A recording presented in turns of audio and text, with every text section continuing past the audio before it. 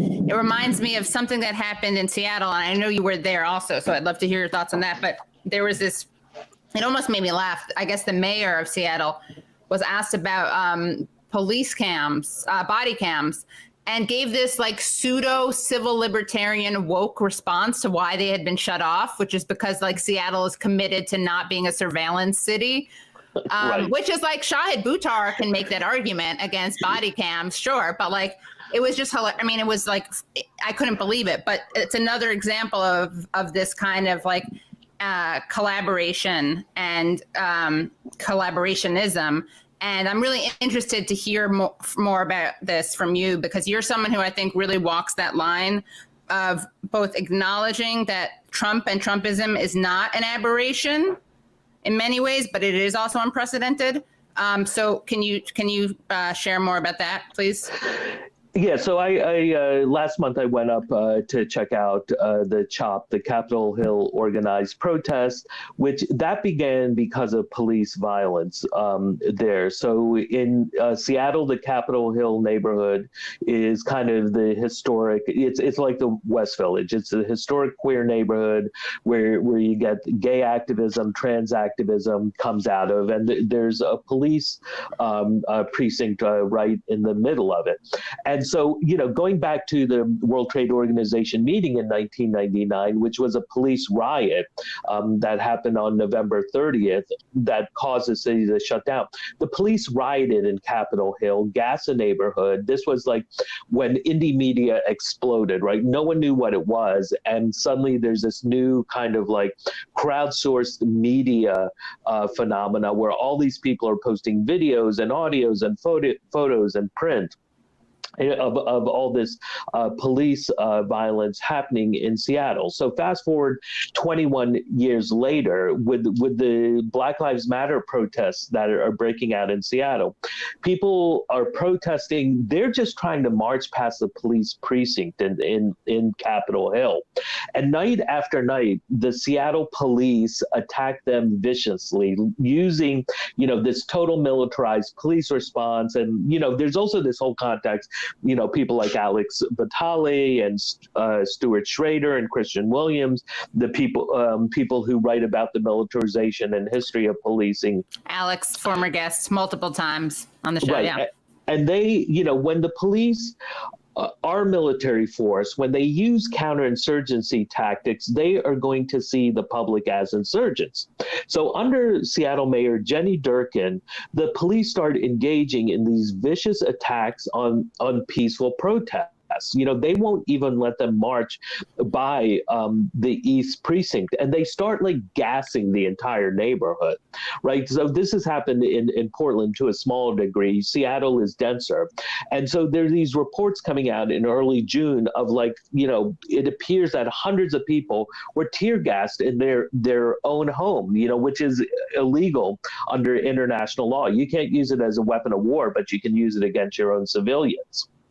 So this goes on night after night, and what this does, it has the effect of building the protests, right? And this is also actually a phenomena that we see. There's this Israeli line, you know, when force doesn't work, use more force. And this is also the approach of police, law enforcement agencies throughout the world, especially in the United States. When force doesn't work, use more force. But there are times it backfires. It backfired in Tahrir Square in 2011. You know, it obviously backfired in Tunisia before that. Then it backfires with Occupy Wall Street, where we see these high-profile incidents of women getting pepper sprayed in Union Square, the mass arrest of 700 people 1 week later, I think that was October 1st, 2011, on Brooklyn Bridge, where the police repression just ends up building the movement. And this is exactly the same phenomenon. Like now what's happened here in Portland, the protests were waning because, you know, frankly, it's phenomenal that they've gone on for 50 days. But once this video blows up of these secret police abducting someone, like it's Chile 1973, right. And then this becomes a national story, suddenly the protests go from 200 to 2,000 within a couple of days. So, you know, Trump and Cuccinelli and this Chad Wolf, who sounds like I know the guy himself sounds like he's some sort of like neo-Nazi terror cell. Yeah, you know, it's just like we're the Chad Wolves. You know, so you know maybe they're like a Boogaloo break off. So the violence ends up actually building the movement. And the important thing is these are overwhelmingly peaceful protests. I was just, talk to Tuck Carlson about this. I was just talking to them. It's just like, look, the type of stuff that's going on, it's like graffiti, it's like people building barricade out of junk they find in the street. Like they keep putting up these fences, right? And then every night people come and dismantle like hundreds and hundreds of yards of fences, and they'll pile them up against these federal buildings. There are 3 federal buildings in a row. And they built these, it's like a medieval siege out there. They built these like barricades, and they even have murder holes, right? This is like some medieval character where they open these slots and then shoot weapons out of them, or like tear gas, flashbangs, rubber bullets, all sorts of stuff. So the violence ends up building the protest. And this is exactly, getting back to Seattle, this is exactly what happened in Seattle, that the policing response just kept getting more and more violent.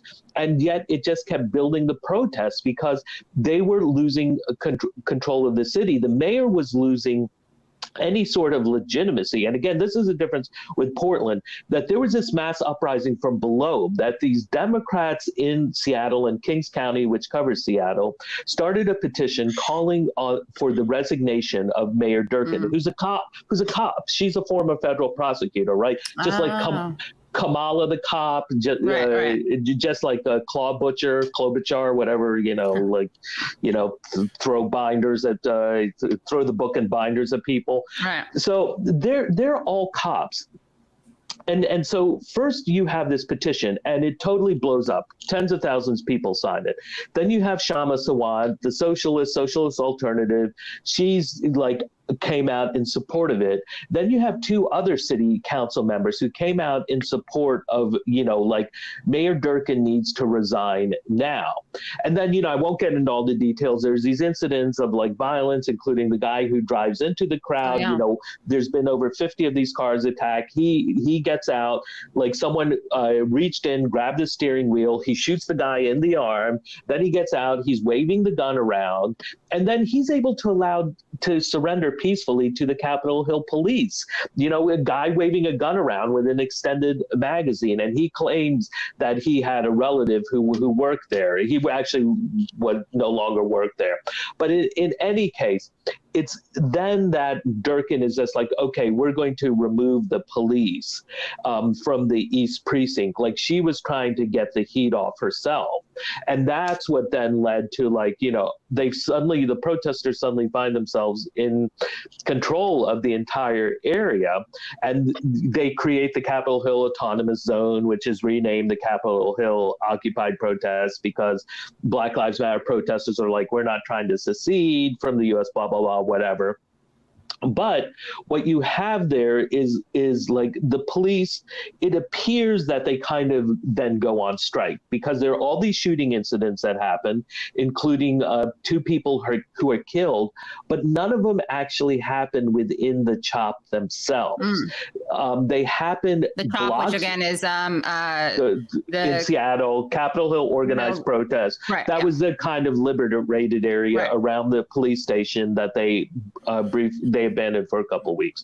And, at first it's this great thing, but on Juneteenth, so, I mean, the way someone explained it to me is like, look, it's just like we've seen all these Occupies before. And, I've been following what's going on in New York City with Occupy City Hall. You create these like safe spaces where you are providing food, you're providing shelter, you're providing security, you're providing hope. And we have these massive homeless populations around the U.S. which may explode starting in a few weeks as these evictions start. And people are going to come there. There's nothing wrong with that. But you start to get this significant homeless population. And as one person, described it to me, I think rather rather delicately. It's just like, look, occupies draw free thinkers, and free thinkers, they like to do drugs, right? So you create basically, not everyone is there doing drugs. We don't want to create that stigma, but at the same time, there are clearly people there with addiction problems or who just like to do drugs. You create a market for the drugs that draws in the gangs, and that's what appears to be what the violence was in Seattle. But the police were not doing any policing around the area, right? And so the claim is, oh, we need police for public safety, and it's just like they're not doing any policing outside of the CHOP, even though business owners keep calling them and saying like, hey, we're having problems. And this is what apparently sets off the shootings, are gang rivalries, and perhaps also turf battles over this new drug market that grew up in the CHOP, because there's this park where like over 100 homeless people were living at one point. And I went through there and I talked to some people, and some woman was just like, it's just like this, there's tweakers who are coming by all the time looking to buy drugs. And so what they ended up doing is they created these conditions, and or they concentrated these conditions that already exist, right? The homelessness already exists, the gangs already exist, the drug trade already exists, and the cops, and they treat these problems, which are social problems, as criminal justice problems. Right. Secondly, they allow it to run rampant. And third, when it then it comes into the Occupy movement, which again, we saw happen all over the country in 2011, 2012, they then blame the Occupy for these already existing problems and then say, oh, we can't do policing. See that this is a failure. So they end up trying to blame them for the social conditions that already exist, that they have failed, that they have created with their neoliberal policies, that they have failed to address. And so this is kind of what led to the basically the implosion of the CHOP, because once the violence starts happening, 90% of the people leave, right? You don't want to be around when they're shooting. But so it's important to recognize what all this shows, and what's going on in Portland, and the people I've been talking to are like the police, the local police are the instigators of violence. The federal police are the instigators of violence. When the police aren't present, it's like a block party. It's like not necessarily every night, but it's festive, it's joyous, there's a lot of levity, people are dancing. And are they engaging in kind of petty, property destruction? Sure. It's just whatever. Is this any different than what frat boys do after their college team wins a big game? In fact, it's usually less than what the frat boys do. But they're acting like it's some sort of existential threat to society. And so it's Portland police. The Portland police have themselves said they're the ones who called for the feds. They said, we called for mutual aid. So they're mutual aid society. Yeah. And so that's why we cannot ignore the local angle. And so it's, yes, what Trump administration doing is genuinely scary. It is a genuine escalation, but let's not decontextualize, this kind of liberal enabling of fascism in its own way. And Ted Wheeler has enabled fascism, this white nationalist violence, these Proud Boy riots. It's just shocking. I've talked to journalists who are in Charlottesville, and they say what they've seen in the streets of Portland is worse than what they saw in Charlottesville. Wow. Well, this was great. Thank you so much. And I guess the hope with all of this stuff, and it hasn't happened a lot, but it's such a metaphor, right? Because I think the hope is these egregiously shocking images of people being thrown into unmarked vehicles, hopefully can be a gateway drug, a gateway whatever into looking at how the local police are violating rights, instead of the danger is that it'll be looked at as a contrast. Anything less than that is okay, it's normal. Yeah, exactly. Just because the feds leave, if the feds leave, we're still going to see this unconstitutional policing. We're still going to see this brutalization of the protesters, and there's also, what's funny is the Independent Police Review, which, like virtually every other police oversight board, is completely toothless and in fact collaborates with the police. Even they have come out and said, it looks like the Portland police are having the feds do their dirty work. Wow. Right? Because there are these two temporary restraining orders on the Portland police. They're not supposed to use tear gas unless there's like a threat to life. And like piling fences, chain link fences up against doors is not a threat to life, even though the Portland police. But the federal officers are just using the tear gas wantonly.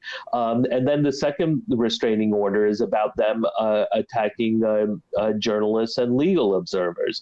And the federal police are still doing this. And, Sergio can talk to this. He was told multiple times to leave in the last few nights, to get out by Portland police, even though they are under an explicit judge ruling to not interfere with identifiable journalists, and Sergio goes around as an identifiable journalist. So they are the ones who are shredding the Constitution.